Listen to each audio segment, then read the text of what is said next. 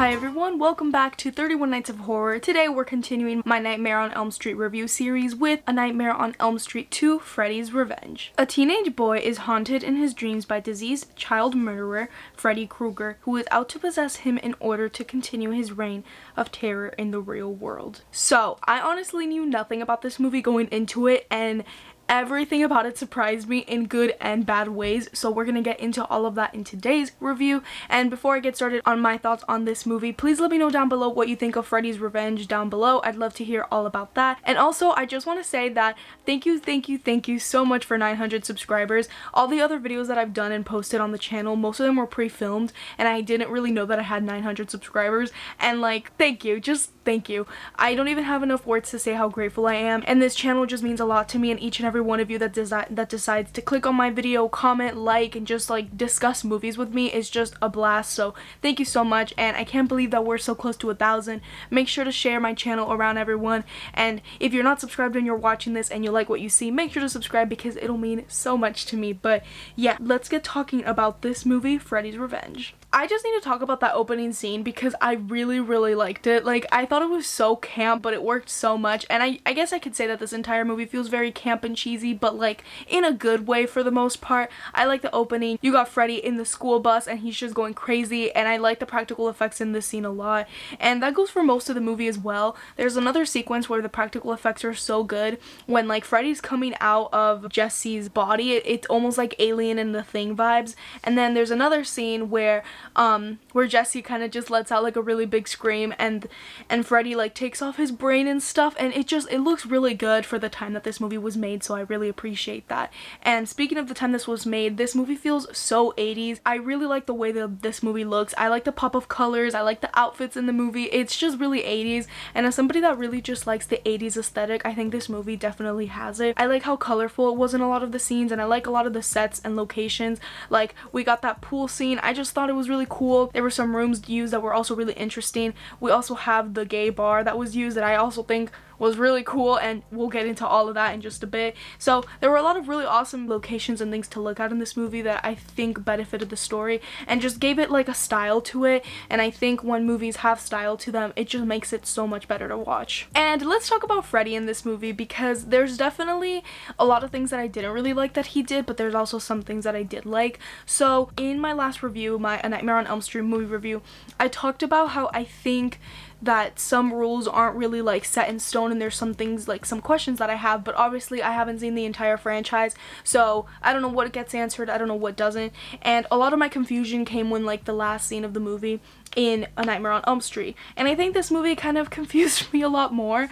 I haven't seen the other movies, like I keep saying, so I don't know what in this movie continues, what doesn't continue, but as of right now, only seeing the first and the second movie, I'm a little bit confused. There's just a lot of things that happen in this movie that didn't happen in the first one, and the rules sort of change. I don't know if this one feels like an outlier to like other movies and stuff. I know it has like 40% Rotten Tomatoes, so maybe people just don't really like this one as much, and maybe that's one of the reasons why, because it kind of feels really distant from the first one at least. The only connection that we really have to the first movie is that Jesse is in Nancy's house, and I wish Nancy had come out in this movie. You know, I didn't see her in the poster, so I almost didn't really expect her to come out, but I liked her as a character, and I kind of wish they continued with her in this one. Freddy in this movie kind of possesses the main character, Jesse, in the movie, and you know, there's a lot of interpretation to be done there, but I think it's a little bit weird. I kind of just prefer when Freddy like just goes into people's brains and like brings them into the dream world. I think that's a lot scarier, because in this movie he doesn't really attack other people, he just attacks Jesse. People do die in this movie, and obviously Freddy does have an effect on other people because he's kind of going into Jesse, so Jesse's kind of like taking the body of Freddy. There's like a line where Freddy says, "You're the body, I'm the brains," you know, kind of just saying, I'm gonna use your body, but it's gonna just be my thoughts. I'm gonna be the one killing people and stuff, so Jesse won't really have a say in what he can and can't do. But you know, the other people aren't really like having Freddy Krueger just like you know, be around all the time. I don't know if I make any sense, but I kind of preferred the way the rules and what Freddy would do was set in the first one than I do in this one. And also there's just a lot of things that just are so different that aren't really answered. They kind of just happen, and it kind of makes a lot of inconsistencies when it comes to like the rules and what Freddy can and can't do. But maybe I'm like reading too much into it. I don't know again if like in the third one they talk about it more and stuff, or maybe just this one is like a little random one that kind of just happened, because I feel like horror movie franchises do that. There's like one movie that feels so distant from the other ones, so maybe that's the case with this one. But talking about Freddy Krueger going into Jesse, I feel like there's so much interpretation to be done there. Obviously Jesse is very much fruity, like you literally cannot deny it, and I just said that I liked Nancy as a character, but Jesse is actually a pretty good lead in the movie. I mean, there was a lot that I think could have been explored, and I don't think he's as great as Nancy, but when you have a male protagonist in a horror movie, especially in the 80s, they're usually so annoying and with their like toxic masculinity, and it's just like very stereotypical, not great male. So, you know, I was really happy that this was kind of refreshing because he was very confident in his style and it was not masculine at all, and I just really appreciated that. I like that scene where he has his sunglasses and he's kind of dancing to the 80s music. It was just really refreshing to see that in a movie, especially in an 80s movie.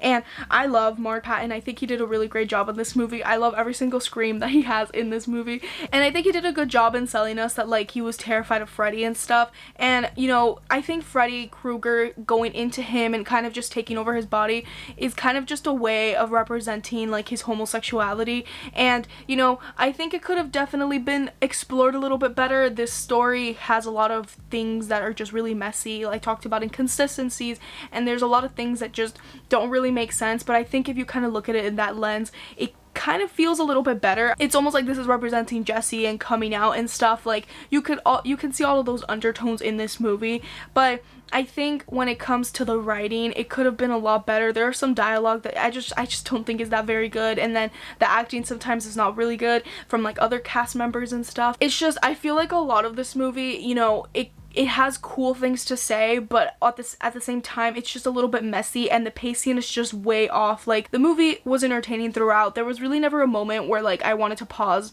and like look away, but I did feel the middle part just feel very long. Like the beginning was great and the ending was also really cool. Like there was a lot of stuff going on that were really interesting and stuff, but the middle just felt like not boring, but I don't know, I just feel like I didn't care as much as I cared in the other parts of the movie. I also wish that like they explored a little bit more like why Jesse was chosen, I guess, to like, you know, be doing this with. A lot of things weren't really explored, and that's where like a lot of my thoughts on this movie are kind of a little bit negative, because I had fun with it. I like seeing a refreshing male lead be like this, but also, you know, the rules are just so weird, and I think in a movie that's very like reliant on world building, I think it's really important to like pick on and like just really detail almost everything about the world, and I wish we could have gotten more explanations on certain things and stuff. And also the title of this movie is Freddy's Revenge. I personally, if I were Freddy Krueger, I would do the same thing I did in the first movie, but like amp it up to like 5,000. So that's why I'm saying that just him possessing Jesse is just a little bit out of character in my opinion. But again, I've only seen one movie. I don't know if like this is something that he does, you know, later on. So yeah, when I think about all the things that I like and I don't like, I'm honestly going to give this movie a C. I think it's a very like okay movie. Let me know what you guys think about this movie down below. Like I already said, I'd love to hear all about it. And that's about it for me today, everyone. Make sure to like, comment, and subscribe if you enjoyed today's video, and thank you guys so much again for everything. I know I already said thank you for 900, but thank you again for 900 subscribers, and I'll make sure to see you guys in the next one. Bye everyone.